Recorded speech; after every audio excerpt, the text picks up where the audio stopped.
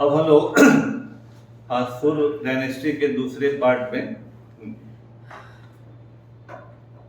शेरशाह जब कोरोनेशन चौसा में हो गया, फिर बिलग्रामी अथवा कन्नौज का युद्ध हुआ जिसमें हुमायूं हार गया और वहाँ से अब हुमायूं को भागना था और शेरशाह का पर्पस था कि हुमायूं को भारत की सीमाओं से बाहर कर देना है ना। ब्रह्मजीत गौर था, उसको हुमायूं का पीछा करने के लिए भेजा गया और उसने कई जगह बेवजह मुगलों की हत्याएं की और शेर खान इस तरह का आदमी नहीं था।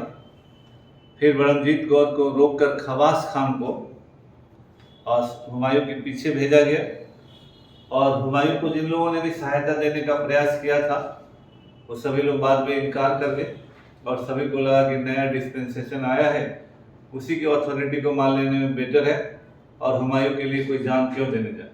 तो हुमायूं भागता रहा। फिर इसी क्रम में 1541 में इसके लोगों ने गखर प्रदेश पर कब्जा किया। गखर प्रदेश जो है ये झेलम और सिंध नदी के बीच के एरिया को गखर प्रदेश बोलते हैं, है ना। इस पर कब्जा हुआ। झेलम नदी के तट पर ही रोहतासगढ़ का एक किला भी बना। झेलम नदी के तट पर, है ना, रोहतासगढ़ का किला बना। और इसी पीरियड में शेरशाह ने कश्मीर में हस्तक्षेप करने का प्रयास किया लेकिन ये फेल हुआ, है ना। वह प्रयास उसका सफल नहीं हो पाया। इसी समय बंगाल में विद्रोह हो गया 1541 में। वहाँ का गवर्नर था खिदिर खान, उसके खिलाफ अभियान हुआ, वह हार गया और काजी फजीलत, है ना, को वहाँ का नया गवर्नर नियुक्त किया गया। काजी फजीलत को गवर्नर ऑफ बंगाल बनाया गया और जो हम लोग शेर खां का जो प्रशासनिक प्रयोग पढ़ते हैं पहली बार बंगाल में ही लागू होता है। जो एडमिनिस्ट्रेटिव एक्सपेरिमेंट है पहली बार वहाँ लागू होता है। फिर 1542 में मालवा को जीता जाता है, मल्लू खां उर्फ कादिर शाह के हराया जाता है। फिर ग्वालियर, मांडू, उज्जैन, सारंगपुर, रणथंभौर लाइन लगा के हराता है। 1543 में रायसेन के किले पर हमला होता है। रायसेन के शासक थे पूरनमल।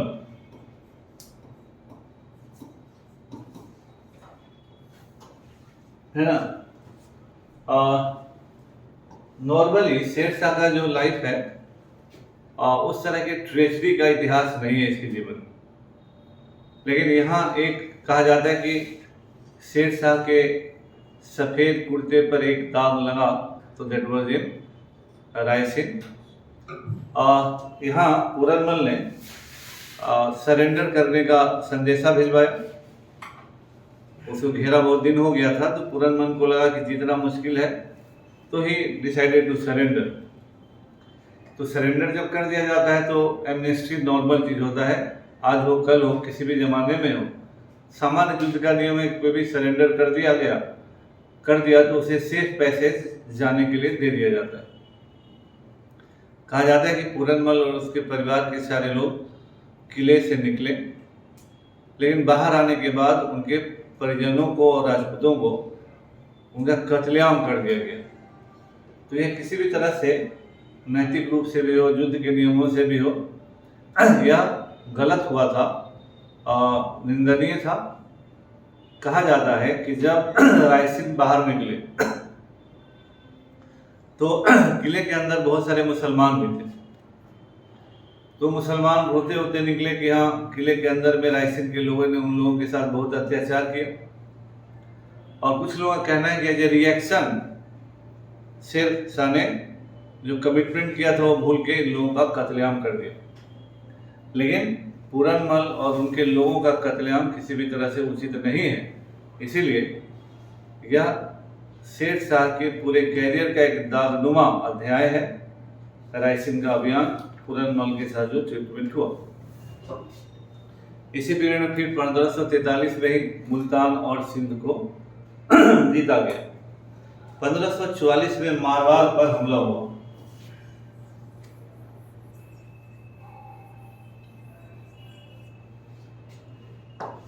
मारवाड़ का जो हमला है शेर शाह के पूरे पॉलिटिकल लाइफ का सबसे कठिन लड़ाई था। यहाँ के शासक थे मालदेव, मारवाड़ के शासक थे मालदेव, और मारवाड़ पर किसी तरह धोखेबाजी के द्वारा कब्जा हुआ। मारवाड़ के किले पर सामान्य रूप से कब्जा करना बड़ा ही मुश्किल था। शेर शाह ने कुछ लोगों को मिलाया, घुस दिया, इधर उधर किया और मारवाड़ पर किसी तरह कब्जा हुआ। इसी के बारे में फेमस है, जब शेर शाह कहता है कि खुदा का शुक्र है कि किसी तरह फतह हासिल हुई। खुदा का शुक्र है कि किसी तरह फतह हासिल हुई, नहीं तो एक मुट्ठी बाजरे के लिए, है ना, एक मुट्ठी बाजरे के लिए हिंदुस्तान का साम्राज्य खो देता, है ना, एक मुट्ठी बाजरे के लिए हिंदुस्तान का साम्राज्य खो देता। ये किसी किसी इम्तिहान में भी आया है, इसलिए इसको याद रखिएगा। मारवाड़ अभियान के बारे में बोलता है। 1544 में अभियान हुआ और मालदेव वहाँ के शासक थे। तो राजपूताने में विजय हासिल करना ऐसे बहुत डिफिकल्ट रहा है। 1544 में ही मेवाड़ को जीता गया। उस समय उदय सिंह और राणा प्रताप के जो पिता थे, राजा थे, वो हार गए।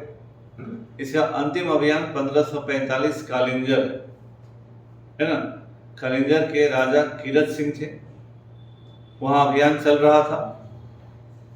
वो ऑब्जर्व कर रहा था शेर शाह।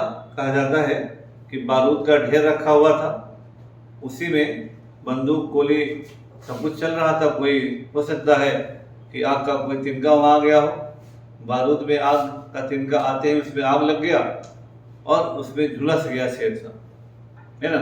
और कहा जाता है कि वहीं पर उसकी मृत्यु हो गई। और फिर कहने वाले कहते हैं कि जब उसे सूचना दी गई कि कालिंजर को जीत लिया गया है, तब उसके प्राण छूटे या मृत्यु फाइनली हुई।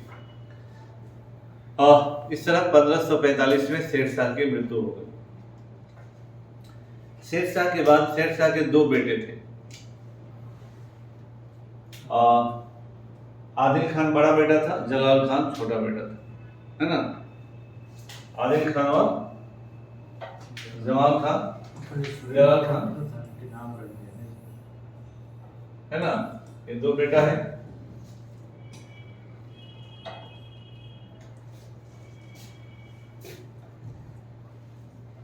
आदिल खान उस जमाने में मृत्यु के समय रणथंभौर में था और जलाल खान छोटा पुत्र रेवा में था।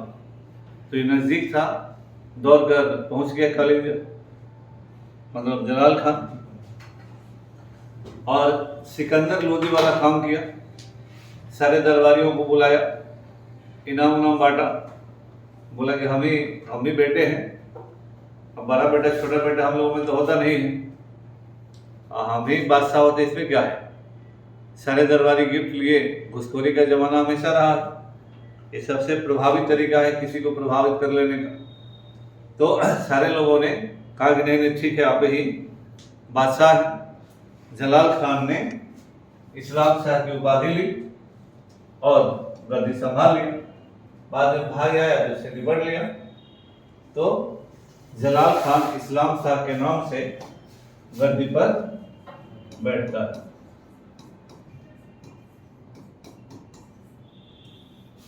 है ना। इस्लाम शाह का पीरियड 1545 से 1553 है। 1545 से 1553 है। और प्रारंभिक जीवन ठीक ठाक ही रहा है, ये एवरेज शासक था। अब जैसे शेर शाह के कुछ बनाए गए नियमों में परिवर्तन करेगा। जैसे शेर शाह ने दो कोस पर सराय बनवाए थे, इसलिए एक कोस पर बनवाया। और शेर शाह से आगे जाने का कोई इसमें क्वालिटी नहीं था, लेकिन उसी के नियमों में थोड़ा बहुत हेर फेर करता रहा। इसी पीरियड में इसने अपने सारे संभावित खतरों को रास्ते से हटाने का वही प्रयास किया जो कभी बलबन ने किया था, है ना। जो भी संभावित दुश्मन थे सबको मरवा दिया। इसका साला था मुबारिज खान, है ना। मुबारिज खान इसका साला था, तो इसको भी मार रहा था। तो मुबारिज खान की बहन और इसकी बीबी ने कहा कि नहीं मेरा भाई है, इसको कहला मार रहे हो, ये अपने भगना को थोड़े मारेगा। बोला कि ठीक है जब तुम कह रहे हो छोड़ देते। और इसका बेटा का नाम था फिरोज शाह। ये फिरोज शाह इस्लाम शाह का बेटा है, बच्चा था भी, तभी इस्लाम शाह मर गया। फिरोज शाह जो है सुल्तान बना। तो कंस मामा केवल हिंदुओं में नहीं होते, ये ट्रेंड सब जगह है। मुबारिज खान ने भगना को कहा कि छोड़ो हटाओ, मार दिया भगना को, है ना। तो मुबारिज खान आदिल शाह के नाम से गद्दी पर बैठा, है ना। मुबारिज खान हो गया Adil Shah and he ascended the throne, ठीक है। तो आदिल शाह इस्लाम शाह का साला है, जिसने अपने भगना का कत्ल किया और शासक बन गया। इस पीरियड में स्वाभाविक है कि जब साला है बना तो और लोग कहते कि हम काहे नहीं बनेंगे। तो इब्राहिम खान सूर बहनोई था, अहमद खान सूर वो भी बहनोई था, जो सिकंदर शाह के नाम से लाहौर वगैरह पर कब्जा किए हुए था, पंजाब में रहा। सिकंदर शाह जिससे आपने पढ़ा कि हुमायूं लड़ा थे। एक था मोहम्मद खान सूर या शमसुद्दीन मोहम्मद शाह गाजी, बंगाल में रहा। और आदिल शाह का अधिकार आगरा से बिहार तक रहा, है ना। तो इसका राज्य अफगानों का फिर वही बंटवारा हो गया। तो फिर हम लोग अब यहाँ से पॉलिटिकल हिस्ट्री से चलते हैं, क्यों शेर शाह को इतिहास में याद किया जाता है। एक तो योग्यता जो थी वो थी सामने, क्योंकि जहां से चलकर जहां तक ये गया,